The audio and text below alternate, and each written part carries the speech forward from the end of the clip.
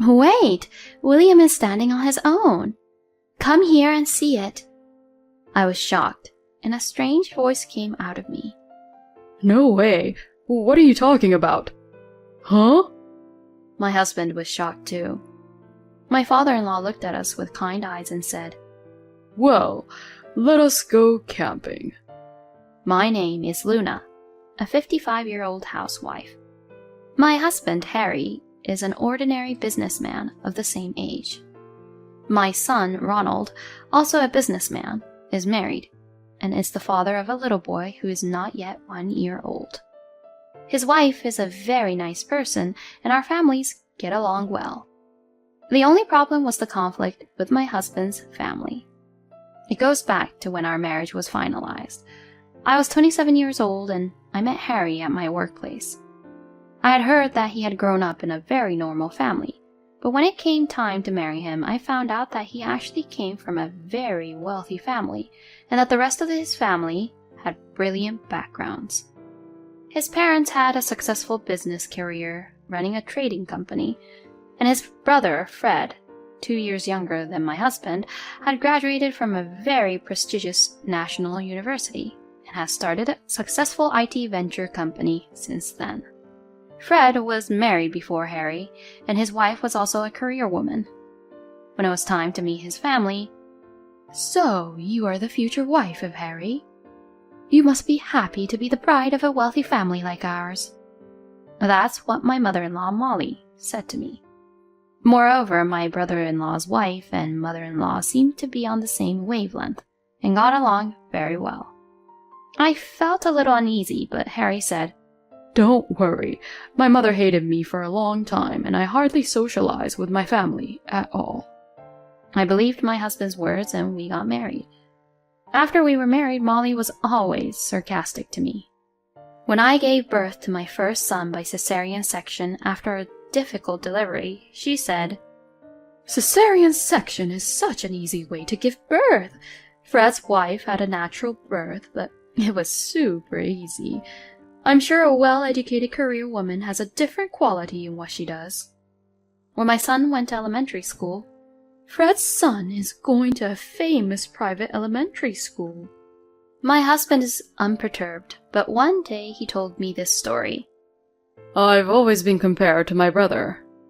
I was just average in everything I did, but my brother was smart, athletic, and could do anything. So my mother's only concern was Fred. She always put him first in everything. My only escape was my father. He treated me and my brother equally. But my mother didn't like that, and I think that's when my parents' marriage started to deteriorate. My husband is right. My father-in-law, William, is a very gentle and kind man.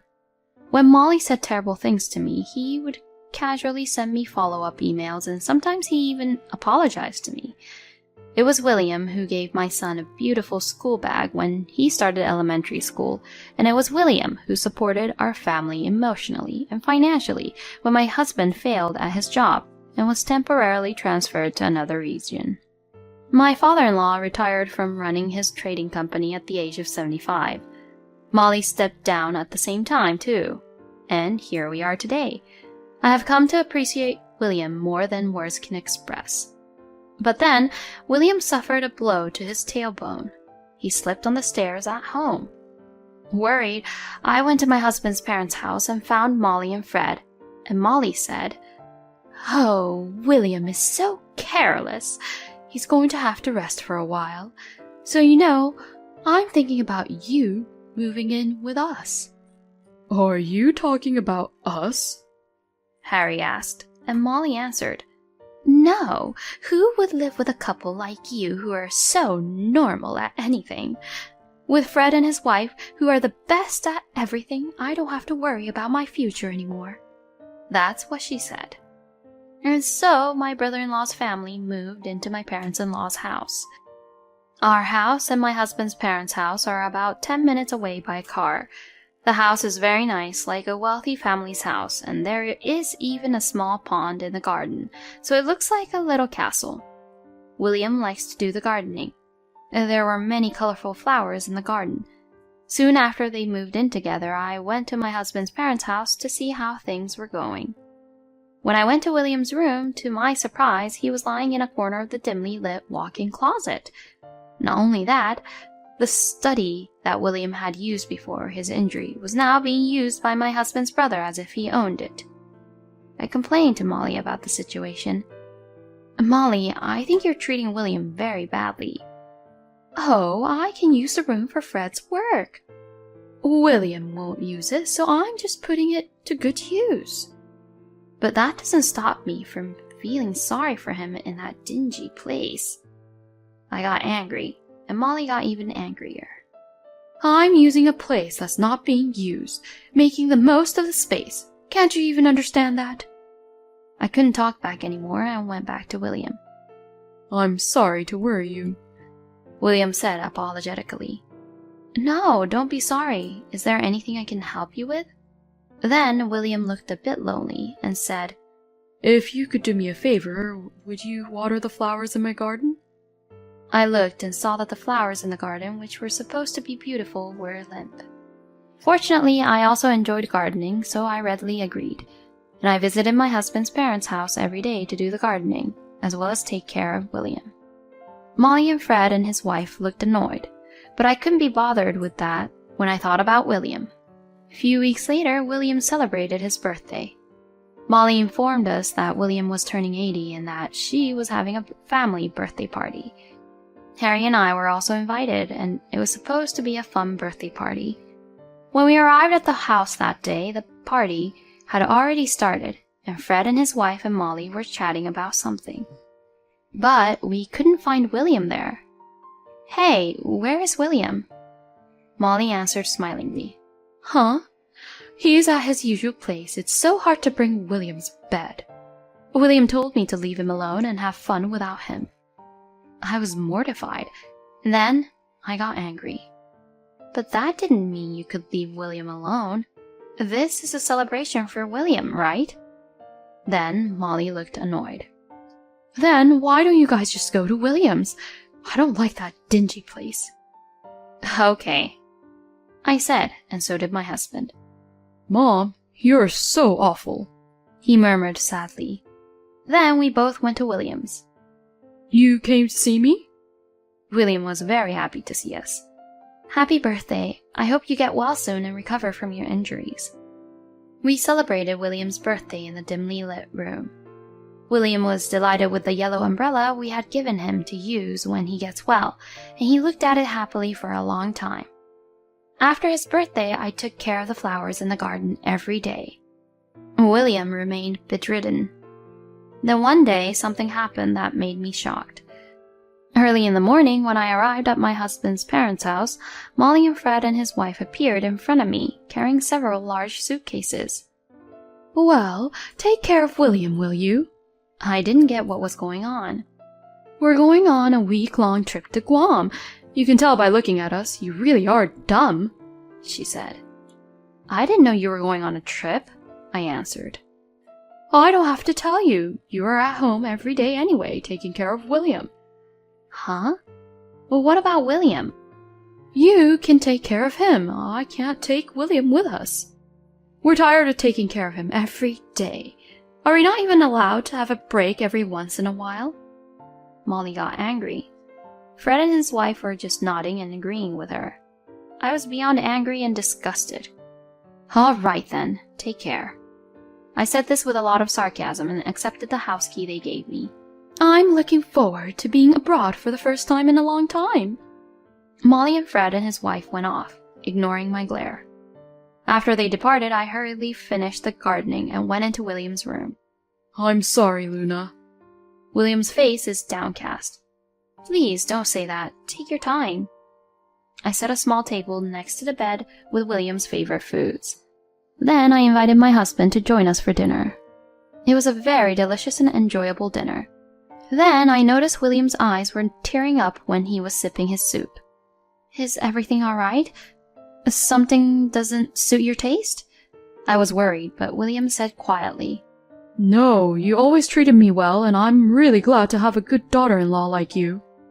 Molly and Fred and his wife are always having a lively dinner downstairs while William is alone and lonely upstairs every day. Just the thought of it made my heart clench in my chest. The next day was a day off, so my husband and I decided to stay the night. The three of us chatted and enjoyed ourselves until William fell asleep.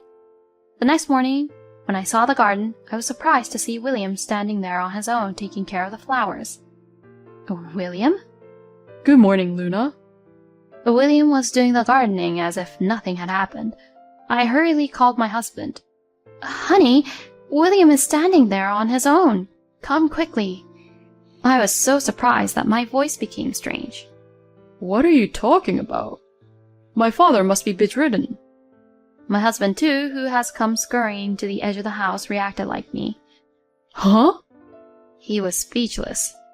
William looked at us kindly and said softly, Well, let us go camping. We were surprised, but William remained calm. He asked us to prepare for an overnight trip. We were so surprised that we just did as we were told, and went back to our house to prepare.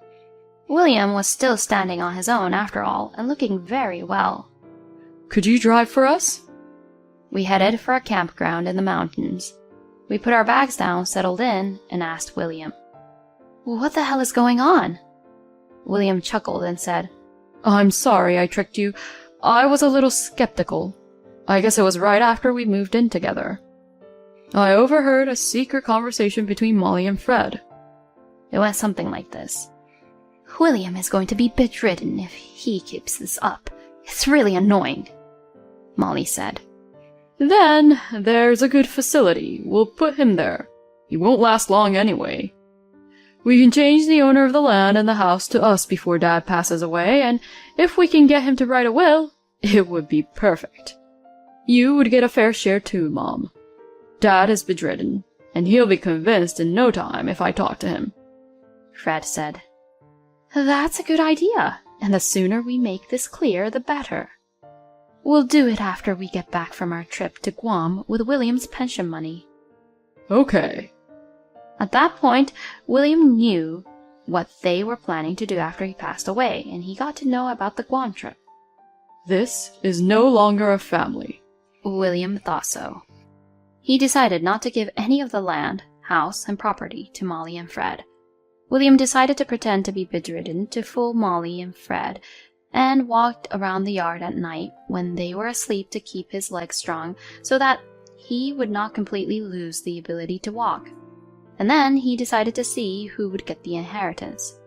William said proudly, I've been waiting for my chance ever since I pretended to be bedridden. I want you two to inherit everything. Molly and Fred returned home a week later, after enjoying their trip to Guam. By then, William had consulted a lawyer and changed the title of the house and land to my husband. He also completed the will regarding the inheritance. Then, Molly, Fred, and his wife returned home. Wait, what's wrong? They were shocked to see William strolling around. William just said to them, I need to talk to you about the future. Come to the living room. William called all the family members to the living room. William, why are you standing on your own? William answered, I recovered a long time ago, and I've been doing rehabilitation work secretly in the middle of the night when you're all asleep so that I won't lose the ability to walk. I know everything you're up to. Huh? Molly was shocked. You would have put me in an institution and tried to take the land and house for yourselves and inherit everything from me. Molly and Fred became pale. It must be some kind of misunderstanding. I'm sure of it because I heard you and Molly talking in my room with my own ears. I'm sure you enjoyed your trip to Guam with the pension I'd saved up. I found out about that with just one look at the bank book. William glared at them. First of all, I've decided to give this house and land to my eldest son, Harry. And he spread the deeds on the table. What? Molly and Fred froze, their faces pale. There's more. Listen.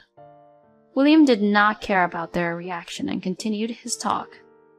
I've decided to ask Harry and his wife to take care of my estate, and I've drawn up a will.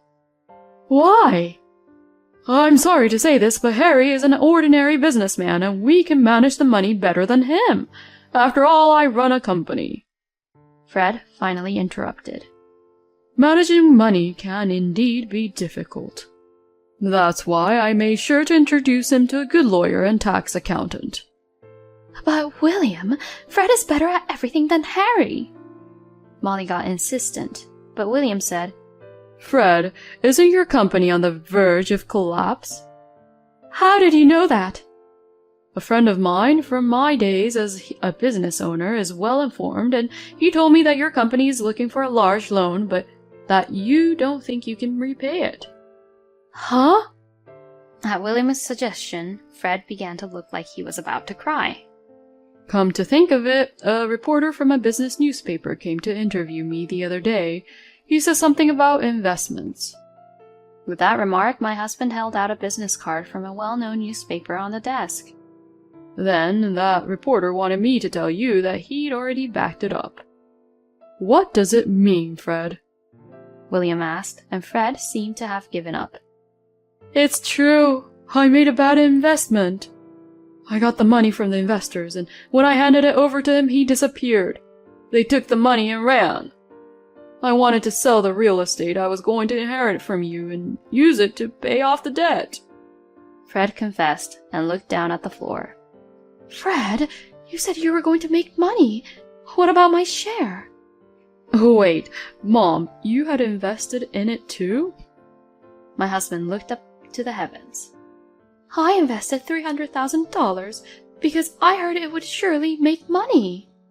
I told the same story to my friends, and they must have invested about $200,000 in total. So, $500,000 in total? I was shocked too. What kind of a company owner are you when you can't even recognize such a scam? I can't trust my fortune to someone like that. Shame on you. Molly, I knew about your investment of $300,000. I checked all the bank books when you went on our trip to Guam. You will take the responsibility, and you will leave this house. I can't do that, William.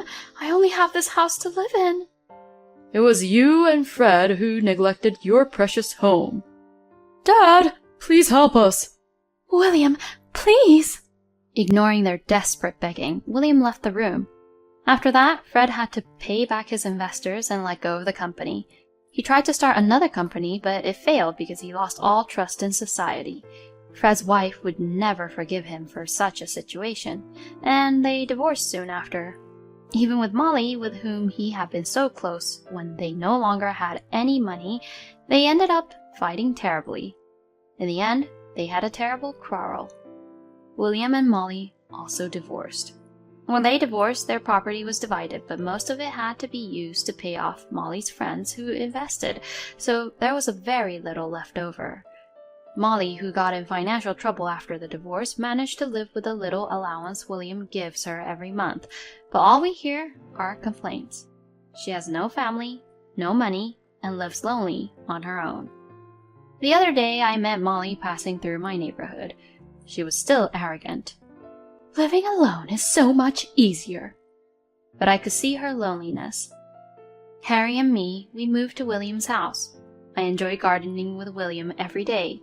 In addition, our son has a new family member. This time it was a girl, and everyone was happy. And the happiest of all is William. His grandson comes to visit every weekend with his great-grandson. When it rains, William happily holds up the yellow umbrella we gave him the other day and goes out for a walk. The sight of William, like that, makes me feel happy every day.